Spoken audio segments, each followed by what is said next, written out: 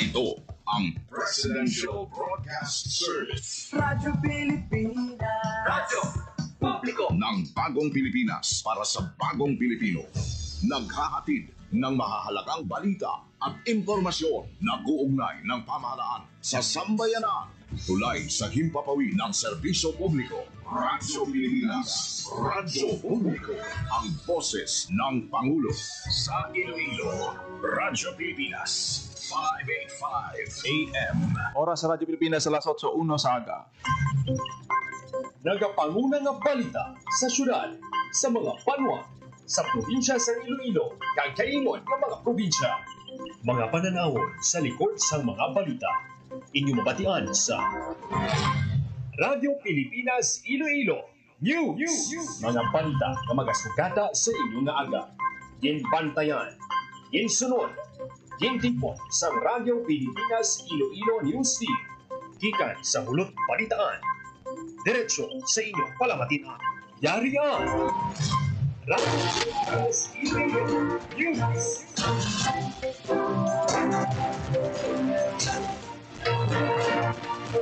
Ngayong aga Pilipinas, good morning Western Visayas. Welcome sa Radyo Pilipinas News.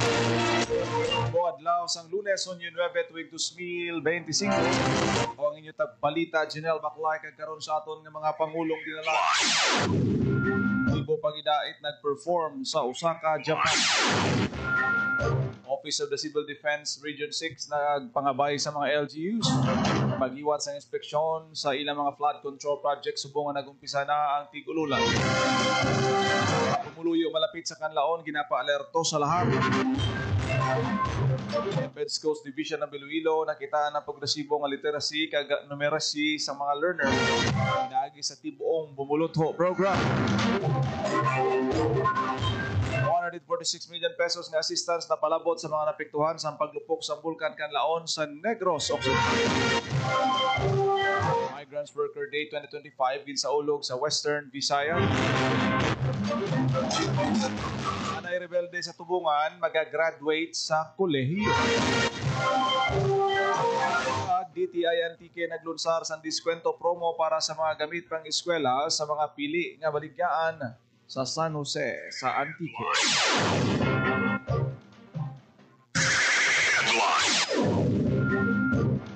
Oras sa Radyo Pilipinas alas 8:04 sa aga kagkaron sa detalye na sa aton mga balita lokal. Pilipinas. Radyo Pilipinas News. Nag-perform sa World Expo sa Osaka, Japan ang Tribo Pagidait Kampiyon sa Dinagyang Festival 2025. Nagsaot ang Tribo Pagidait kadungan sa National Day of the Philippines sa World Expo. Una na ginpahayag sa Iloilo Festivals Foundation Incorporated nga hindi kompetisyon ang performance ang Dinagyang Festival sa Japan. Sa baylo nakita maninis ang IFFI nga dako nga oportunidad agud ipakita ang katahom sang Ilonggo Festival sa world stage sa diin ginpadulungan kag ginpasakupan sang tribo. Radyo Pilipinas. Radyo Pilipinas News. Sa pag-umpisa sang tigululan ginpangabay sang Office of the Civil Defense 6 ang mga local government units sa Western Visayas nga maghiwat sa inspeksyon sa ilang mga flood control projects. Suno kay OCD6 spokesperson Tina Ilustre Mayor, ginadusogid ang paghiwat sa inspeksyon agud malikawan ang pagbaha labi na sa mga lugar na makabig flood prone kag landslide prone areas sa Western Visayas. Nagapakig-angot man ang OCD6 sa mga lokal nga panguluhan sa rehiyon kag sa Department of Public Works and Highways agud maghiwat sang clearing sa mga drainage system. Regular man ang inventaryo sang talatapan sa mga local disaster risk reduction management offices sa ilang mga search and rescue equipments para sa madasig nga response operations kung mayara sing kalamidad. Radyo Pilipinas News. Napa-alerto sa PHIVOLCS ang mga komunidad kag local government units sa pag-ilig sang lahar sa Bulkan Kanlaon sa Negros. Sa ginpagwa nga Kanlaon Volcano Lahar Advisory, ginapaaligmat ang mga residente sa kilid sang suba sa Southern Kanlaon.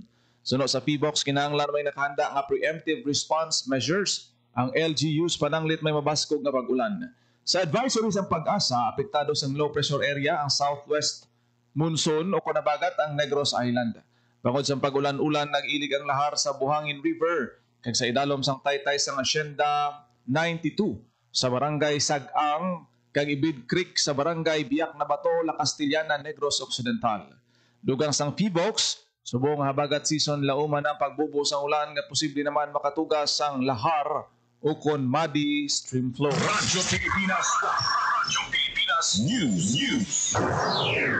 DepEd Schools Division ng Iloilo nakitaan ang progreso sa literacy kag numeracy sa mga learner pinaagi sa Tibong Bumulotho program. Radyo Pilipinas News. Nakitaan sa progreso sa literacy kag numeracy ang mga learners ang DepEd Schools Division of Iloilo pinaagi sa programa nga Tibong Bumulotho.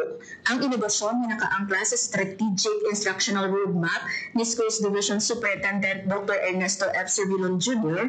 ang nakapamaayo sa reading and numeracy performance ng estudyante sa tanang grade levels nga makita sa resulta sa Comprehensive Rapid Literacy Assessment, Philippine Informal Reading Inventory, Enhanced Regional Unified Numeracy Test, kag Rapid Math Assessment.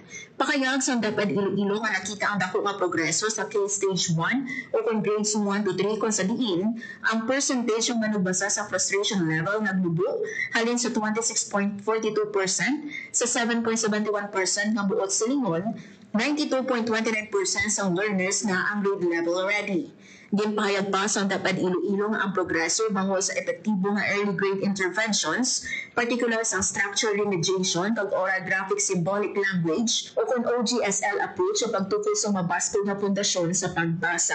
Pag-abot naman sa Key Stage 2 kung grades 4 to 6, may nakikita nga improvement kung sa diin 82.06% sa learners ang yara o kung above grade level. Apang negotiation man ini sa intermediate grades nga nagakinahanglan sa dugang nga targeted strategies. Sa Key Stage 3 naman o kung grades 7 to 10, nakakuha ang learners ng 17.97 percentage point reduction sa frustration level nga nagapakita sa 76.02% sa learners ang yara na sa instructional independent level. Nakarecord man ang DepEd Iloilo sa 450 nga eskwelahan nga wala sang non-readers. Samtang sa numeracy naman, naka-record ang division sa 8.42% nga overall decrease sa non-numerates. Ang grade 7 nakitaan ng signifikante nga improvement nga may 29.21% reduction sa non-numerates, samtang ang grades 1 to 6 naman, ginpabilin ang performance kung diin masobra 90% sa mga estudyante ang nakalabot na sa numeracy benchmarks. Ginpangayag sa DepEd Iloilo nga ang grades 5 to 6 naman,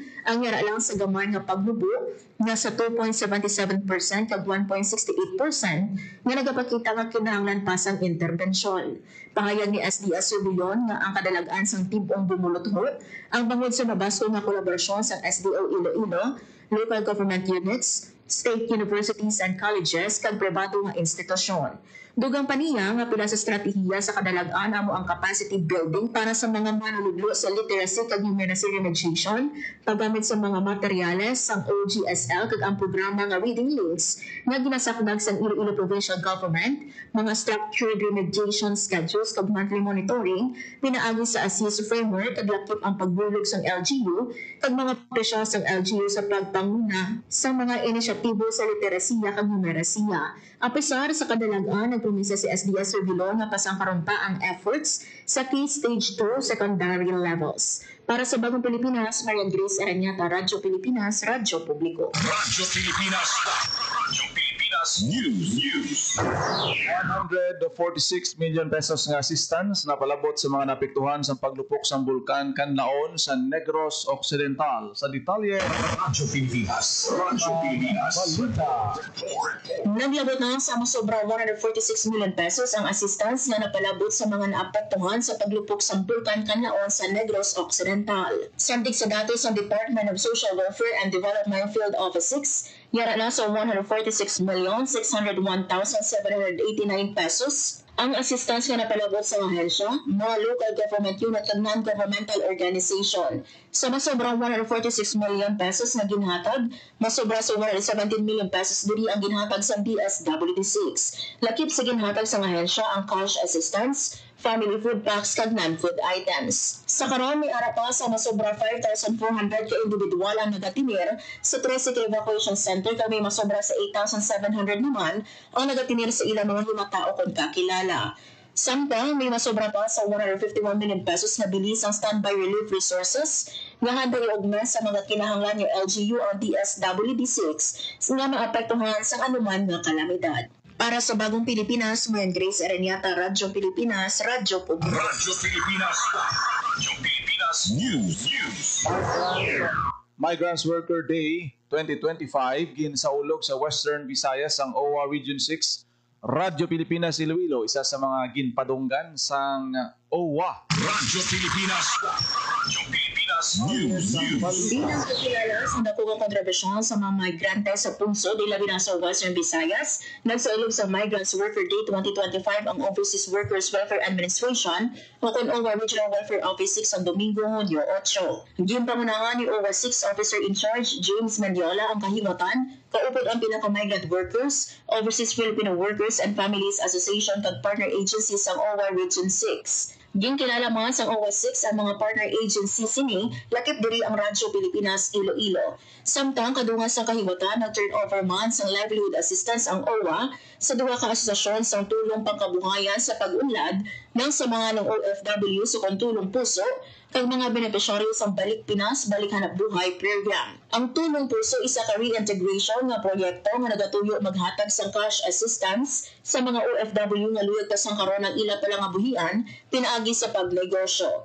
Ang assistance pwede man magamit sa benepisyaryo sa pagbakal sa raw materials o kung equipment para sa pag-umpisa sa ilang negosyo o kung dugang nga kapital sa mga organisasyon nga luyag palapadon o kung pasang karon ng anuman nga livelihood project. Ang BPBH naman isa ka livelihood assistance nga nagaserbe immediate relief sa nagpauli nga distress o kung displaced member OFWs bilang bulig sa pag-umpisa o kung dugang nga kapital sa ilang negosyo nga pagatukuron. Para sa Bagong Pilipinas, Marian Grace Aranyata, Radyo Pilipinas, Radyo Pilipinas. Radyo Pilipinas News. Ang 61st Infantry Battalion Philippine Army ang isa ka anay katapo sa New People's Army nga nagsungka subong magagraduate sa Iloilo Science and Technology University Miagao Campus Iloilo. Ang anay rebelde mo si alias Kenken magagraduate sa kurso nga Bachelor of Science in Industrial Technology, major in Fashion and Apparel.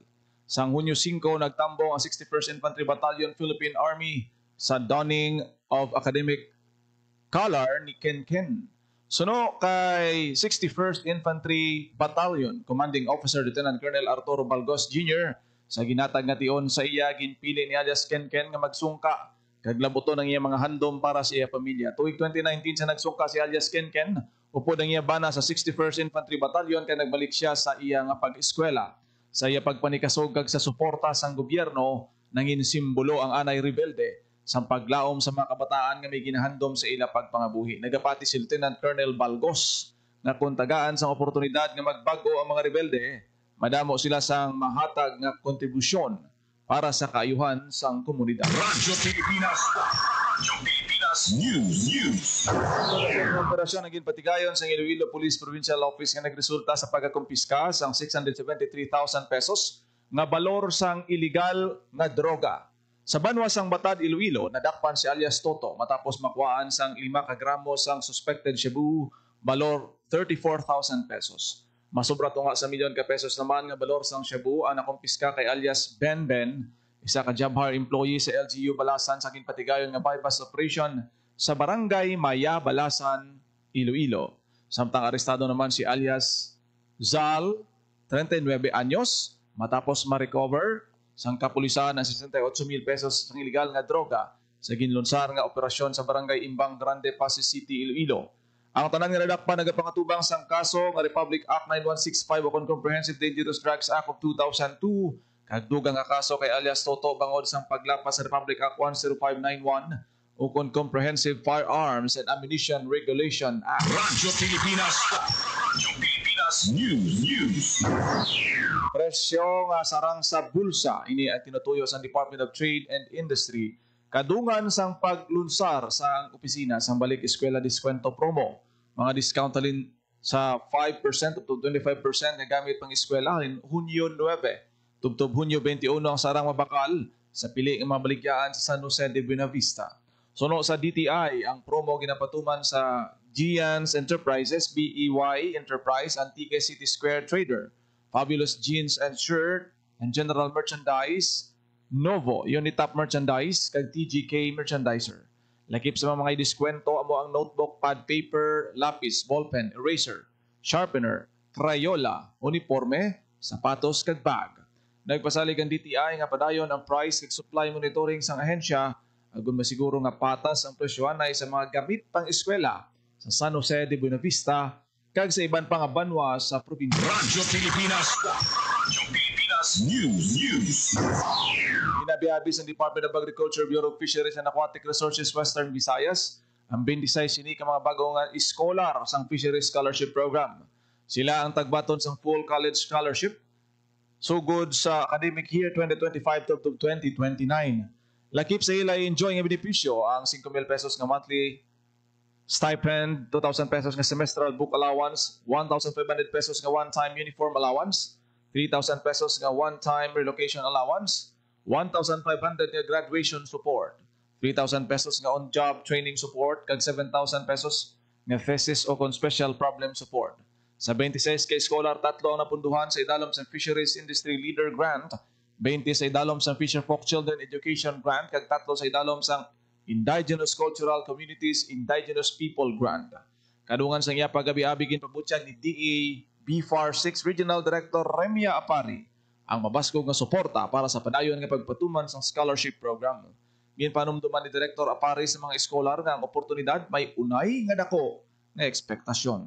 Nani panugyan sini kinahanglan nga mangin mapisan, humble, kag komitido sa values ng public service. Magaton hindi lang sa textbooks kundi pati sa realidad sa mga fishing community. Ginpanumduman sini ang mga nag-eskwela nga scholar nga hindi lang para sa ila palaabuton kundi pati na sa bugos nga sektor nga nagakinanglan sang ila talento, innovation kag leadership. Radyo Pilipinas. Radyo Pilipinas News. For Western Visayas ang cash incentive ang mga scholar sa Aklan State University, kag Iloilo State University of Fisheries Science and Technology nga nag-graduate nga may Latin honor sa ISU FST anom ka scholar nga lunsay nagtapos sa magna cum laude nagbaton sang plaque, certificate of recognition kag cash incentive valor 30,000 pesos. Ini mo sanday Leslie Kate Makaling, Kent Lexer Guaves, Ray Ellie Binson Amihan, Zyrene Joy Espinosa, Luis Jane Servidad, kag Andre Von Villarin. Sa ASU naman ginatagan sang 30,000 pesos si Donalyn Buliag na nag-graduate nga magna cum laude samtang 20,000 pesos naman naging baton nga incentive ng Joshua Ig Cazenza kag Ivy Familieza nga pareho nga cum laude. Ang scholarship program nagatuyo nga kilalahon ng mga dalayawon nga estudyante sa fisheries education kag nagatuyo nga suportahan ang pag-develop sa mga competent professional nga magabulig tibong sang aquatic resources sang Radyo Pilipinas. Radyo Pilipinas News. Bukas ang PTAA Travel Expo sa Iloilo City. Ginpakita sa mga bisita ang duha ka dako nga festival sa siyudad sa Iloilo, ang Dinagyang Festival kag Parao Regatta. Nagtambong sa kaiwatan si Iloilo City Mayor Gerald Treñas kag PTAA President Evangeline Manotok. Araman sa Day City Tourism Head Junel Divinegracia, Provincial Tourism Chief Gilbert Marin, kag Department of Tourism Assistant Regional Director Febe Arreño. Tato kaadlaw ang expo nga nagsugod sa Hunyo 6 kag naglawig tubtob Hunyo 8. Lauman ang mga booth para sa mas mapos, masaligan kag praktikal nga pagbiyahe sa rehiyon sa pusod kag abroad. Mayara man sang business to business sessions kag madamo pa nga aktibidad lauman sa PTAA Travel Expo sa Iloilo Convention Center. Radyo Pilipinas. Radyo Pilipinas News. Exhibitors gikan sa lain-lain nga bahin sang pungsod na nagupod sa Philippine Travel Agencies Association Travel Expo. Ang aktibidad ginpangunahan sa PTAA o Philippine Travel Agencies Association para mapasanyog ang turismo sa Visayas kag Mindanao kag mga tagan sang kahiginan ng mga Ilonggo nga makakuha sang mga good deals angay sang promo fares kag travel packages. Nakip sa mga exhibitors nga nagpasakop ang mga airline companies, hotels, tour operators kag local government units nga nagpakita sang ila mga tourism projects. Radyo Pilipinas. Radyo Pilipinas News. Ang sang Malay Aklan ay ika-76 nga Malay Day pinagi sa mga lain-lain na aktibidad halin Hunyo 7 tubtob Hunyo 15. Liwat nga mag-iwat sa underwater kag coastal clean up ang LGU kaupod ang mga stakeholders sa Boracay Island. Napagasunda naman sang tree planting activity sa mainland Malay sa Independence Day sa June 12. Sa amo man nga adlaw lauman ang Peso Job Fair alas 9 sa aga ug 5 sa hapon sa Malay Activity Center. Magluwas diri may ara man sang iban nga aktibidad. Kaangay sang volleyball tournament sa Malay Activity Center halin Hunyo 7 tubtob 11. Sa Hunyo 13 hiwato naman ang Tinda Malaynon, Hampang Malaynon kag Talento Malaynon. Sa Hunyo 14 naman ang Taxpayers Awards Malay Food System Innovation Program kag Tukar Malaynon Battle of the Bands. Sa Hunyo 15 may High Mass Civic Parade, Commemorative Program Paraw Regata, Malaynon Youth Achievers Awarding kag Sinaot Malaynon. Radyo Pilipinas. Radyo Pilipinas News.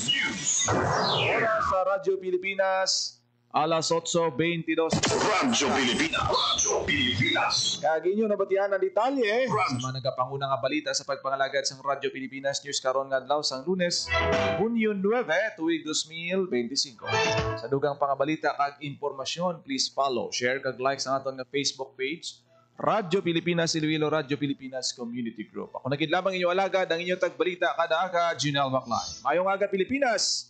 God bless. Iloilo. Radyo Pilipinas. Radyo Publiko. Radyo Pilipinas.